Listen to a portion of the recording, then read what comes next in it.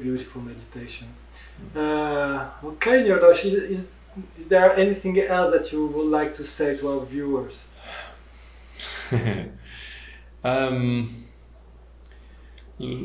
There are many things I could say, but maybe right now, from this perspective of, let's say, more of a medical, integrative, alternative view, maybe because I gave a Zoom talk the other day, and I spoke a lot about viruses, about what viruses really are, because most people are very, very afraid because they all have one conception of what viruses are. That are these microscopic particles that can be anywhere, that will come into my body, will attack me, will get me sick and put me in danger of death, etc. This is a common conception. That's what so many people are so afraid. But me and various other doctors that are very courageous now out there are bringing out different views of what these particles are, which is completely scientifically proved, which for me it gives a bigger understanding and a more relaxing perspective, and even a more logical view of what these particles are. I don't know if you would like me to share a little bit of this. Okay.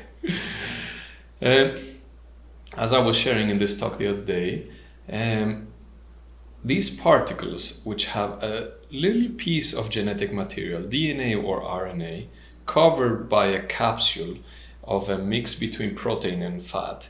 These are described as viruses, which are supposed to be these pathogens that infect us and get us sick.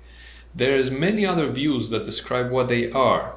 They are so small, from 50 to 450 nanometers. They can only be visualized in electronic microscope. And it's very interesting that all the animations that people see in the media right now, these particles with the spikes, and they go into the cells and they do all this havoc, there is no proof of this. All of this is done by fantastic technology with animations, but it has not been seen or proved yet. About coronavirus and about most of the viruses, it has not been seen, this process that this little particle enters into the body, reproduces and kills the cell.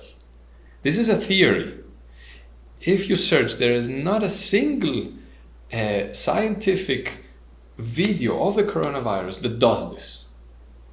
There are photos of these viruses or particles, we can call them viruses, but it has been interpreted since like 100 years ago that this is what they do. But nowadays we are finding other possibilities, that these particles don't necessarily come from the outside to infect us and get us sick. It has been proved that these particles come from inside the cells as exosomes. They are called exosomes, which are these tiny particles, exactly as they are described as viruses, that the cell produces in very unique situations. When the cells of certain tissue of the body is under a lot of stress because of a lot of radiation that it receives, because of a lot of toxins that the body has received, because of a very stressful emotionally, mentally situation that the person has gone through, etc., about other toxins or traumas, etc. So these cells go through a lot of stress, and they do one of two things, one of three things. Either they do like a cleansing process, that they release pieces of genetic material that they don't need, encapsulated in this capsule that is exactly the same as the membrane of the cell. So it comes out of the cell and it just releases it to the outside for it to be cleansed from the body. But this happens at the same time as an inflammatory process. That's why there's also symptoms in the person. This is one possibility. The second possibility is that the cell takes these pieces of genetic material related to the aggression that is happening outside. It takes it out in the same shape. It goes around, it connects to another cell and goes into another cell, as they describe that happens with viruses. to send information to the other cell, to share what is happening, what of this aggressive or threatening or very stressful situation for the cell, what is happening? It basically transmits information to the other cell of what is happening. Genetic material is information, basically. So it transmits it to another cell, and it's a way of communicating to survive, so they can work in unity and survive the situation. This is a second possibility. Cells communicate through chemical substances, but also through these exosomes that go from one to the other. And the third possibility is something that is described in the fourth biological law that Dr. Hammer discovered in the 1980s, and this is one of the main things I teach in body medicine, that when a cell or a tissue of the body goes under a lot of stress, some of these tissues that are affected, sometimes it's the tissue of the lungs, for example, that we're seeing it a lot right now, or the tissue of it can be the liver, or the nasal tissue, the nasal mucosa, or whichever part of the body that went under a lot of stress, it needs to go through a repairing process. And in order to repair, the cells use different strategies. And one of them that has been studied since the 1980s through Dr. Hammer and the 5 biological laws says how microorganisms support in this healing process. And these viral particles, which is a little piece of genetic material with a protein capsule, protein is one of the basic elements to rebuild tissue. So the cells release a lot of these particles to communicate between themselves together with the help of the immune system to rebuild this tissue. So this is a third possibility of what these particles do. So in order for many people, because when I gave this talk, many people are like, wow, this makes a lot of sense, but it's a bit difficult to take this new concept, because we all grew up with this idea of this outside invaders, and we're gonna get a miracle cure medication that will save me from these things, like sounds like Star Wars almost. But when you get these different perspectives, something starts making sense. And that's why I like to share my body medicine courses. And there I explain step by step what creates these imbalances in the tissues of the body, what happens during the stressful period, and what happens during the healing phase. And it makes absolute sense. It makes total sense with the laws of nature. So that's why I love sharing this, and I love seeing how people relax so much when they understand it. So do you believe we are contagious? Aha, this is the question. So, okay, these particles can be transmitted, yes. But it doesn't mean that the particle creates the disease. I don't know if I make myself clear. Not only these particles, virus, bacteria, and all kinds of microorganisms can be transmitted from individual to individual, yes. But what people are not conscious about is that almost all of us have in our bodies already all this incredible variety of fungus, bacteria, viruses. Almost all of us have herpes virus, HPV virus, influenza virus of so many varieties, coronavirus. We all have these particles in our bodies. But the question is, when does the disease really happen? When do I really get sick from this virus or this bacteria? Medicine has always proposed to us that it's because this virus or this bacteria, I didn't have it. It came from the outside. It infected me and got me sick. But all of them, almost all these microorganisms, we have them in our body. So the question mark is, what determines for me to get sick from this microorganism or not? And that's where the 5 biological laws come in that I share in body medicine. And there I explain exactly what triggers this shift that eventually gets me sick. So if you ask me if I believe in contagious diseases, I don't believe. I have experienced in myself, and I see it every day in my patients. Anybody that comes, or whenever I have a symptom of a so-called disease, it's incredible to understand what happened in each individual that triggered this inflammatory response with the presence of this microorganism, which might be interpreted that it came from another place, but once you really go in detail, you will be amazed how it did not come from the outside. It might sound very radical right now, but why I'm sharing this and why I'm sharing my courses over the world and why I'm sharing my online course is because I feel humanity is mature enough right now, and we are in a moment that we need to wake up.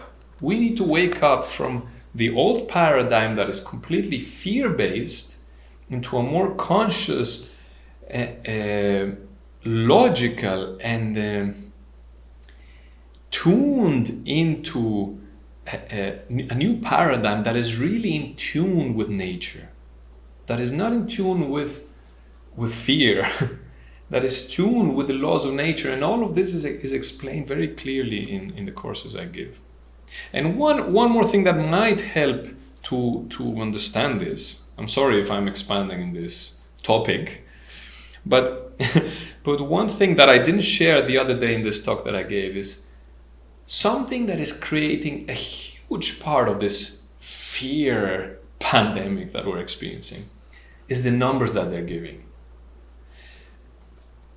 Most of the previous epidemics and pandemics that we have experienced in the last 10-15 years, with SARS, with MERS, with all these flus that we've had every year, the numbers, most of them before, are bigger than the ones we have right now, first of all.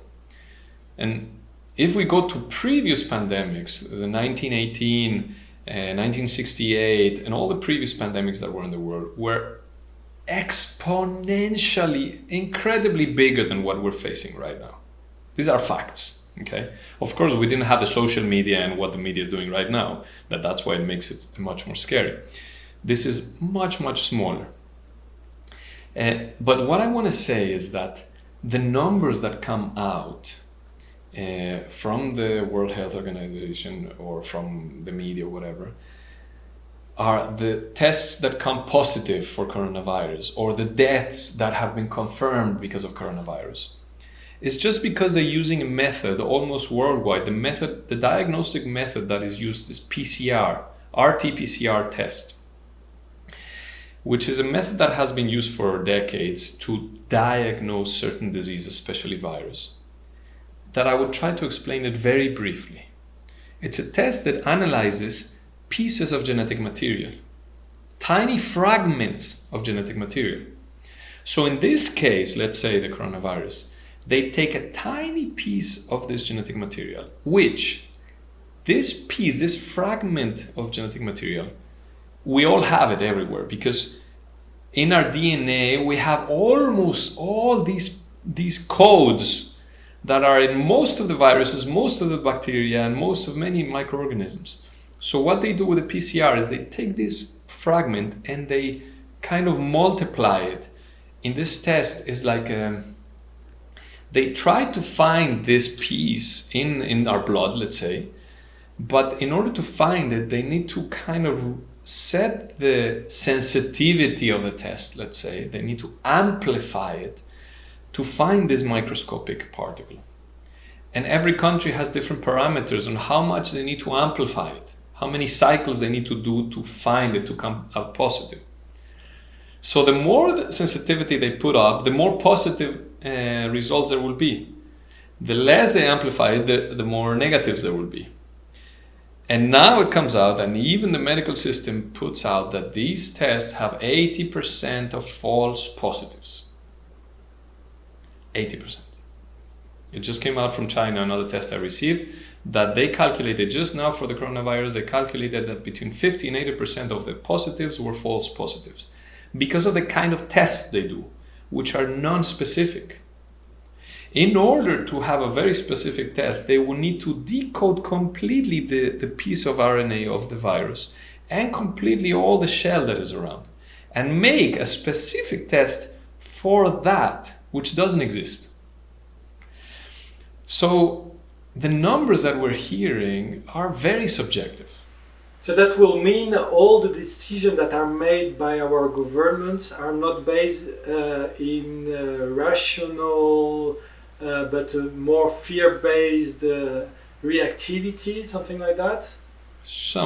You could say something like that, yeah.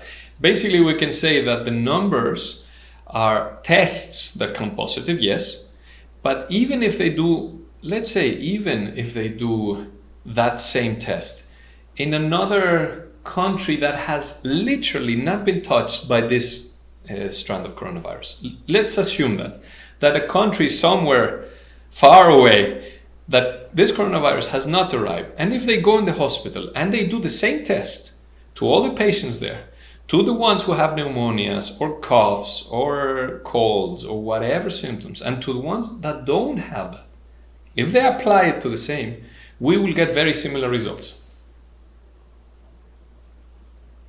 This is what's very interesting for me, and this is what most people don't know. So that's why I really encourage people to search in other places that is not mainstream.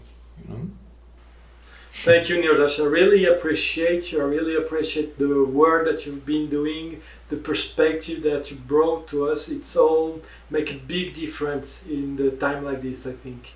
And thank you so much for having accepted my invitation. For me, it was really important, as you know, to put out there another narrative, to bring another perspective so the people can really think for themselves maybe, and bring another message that what the mainstream is bombarding us with. Thank you, brother. It has been a real pleasure for me. I feel really energized by doing this kind of conversation and for this opportunity, and I wish you all the best. Thank you so much, actually. Thank you for creating this space, thank you for sharing all of this, thank you for inviting me, and it's beautiful to connect with you and with whomever will watch this, really. Thank you very much. Thank you everyone for joining us today with Nirdosh Kohra, and you can find more videos and contents on our YouTube channel and website. And we'll be inviting more inspiring people in the future. As I said, I'm going to share Nirdosh's online course, body medicine course, where you can learn a lot about his new approach. And stay strong and see you soon. And take care of your body and your immune system. Much love.